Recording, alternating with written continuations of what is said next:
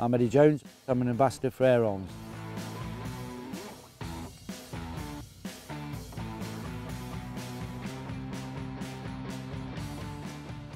One of the first things I'll say, if you're going to go to a farmer and ask for permission, dress smart. No good going dressed like this. You want to be just in your normal clothes. Just let him know that you've noticed a few rabbits, pigeons, anything you've seen on the ground as you've been passing now and again. Tell him diseases they carry, what problems he can get from them if he's got horses. On that ground we do a lot of shooting at night. The farmer don't want to be up all night wondering if anyone's going to break in his barns. You can be those eyes for him.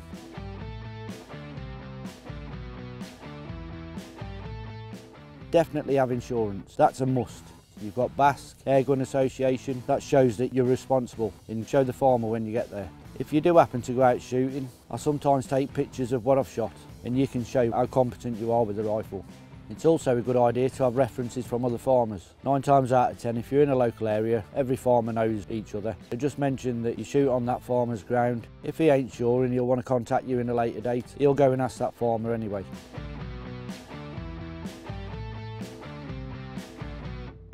%90 of the time you're going to get a lot of knockbacks. Not every farmer wants you on the ground or they've already got someone on there. So just be as polite as you can. Even if he says no, just ask him if you can leave your contact details. Not everyone shoots for their whole life, so if someone leaves, there's always a chance he'll come back to you.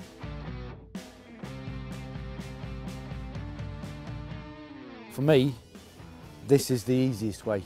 The feeder, you can set 2 or 3 of these up in a wood. Doesn't matter whether you're shooting 2.0, 2.2, 177. Stick yourself 25, 30 yards away from one of these and you can get some really good numbers on the squirrels. I don't use it that often myself. I prefer to go out and walk around.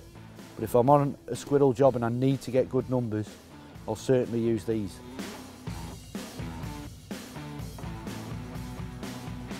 The simple answer to that is a lot easier than a spring rifle. When I first started out, I used probably the worst rifles you could think of. It was an old Gamo, it creaked, but I learned how to shoot with that rifle. It took me months to be able to hit a target, time after time again. But I persevered, and if it weren't for that rifle, I probably wouldn't be the shooter I am today. Most young people will go straight on a pre-charge, and they don't appreciate what it takes to actually shoot a rifle. And I've had a spring rifle all my life, and I still love to shoot that, but you've got to be consistent.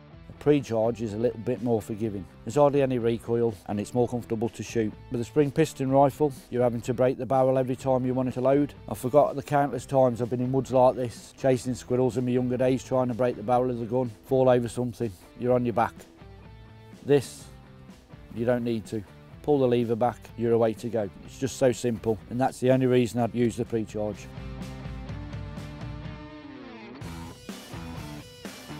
I'm primarily 177. Well, in the past I did shoot 2.0, spent 18 years shooting that calibre.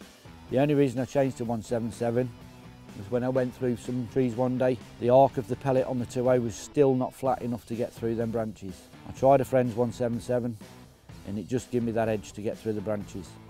A lot of people say 177 over penetrates, they get a lot of things running off. You've not hit it in the right place. It doesn't matter if it's 177, 2.0 or 2.2. You hit the pest nut in the right place, it's going to die. It's an old debate and I'm never going to change everyone's mind. You've got to be a lot more accurate with the 177. I know with my FAC 2.2, you have got that extra surface of the 2.2 pellet, so if you are slightly out, it'll certainly knock it down, but it doesn't forgive you for shooting in the wrong place. We all make mistakes, I make mistakes, and we can't guarantee the wind, but 99% of the time, I know if I've aimed at that head, I'm going to hit it, no matter what calibre I'm shooting.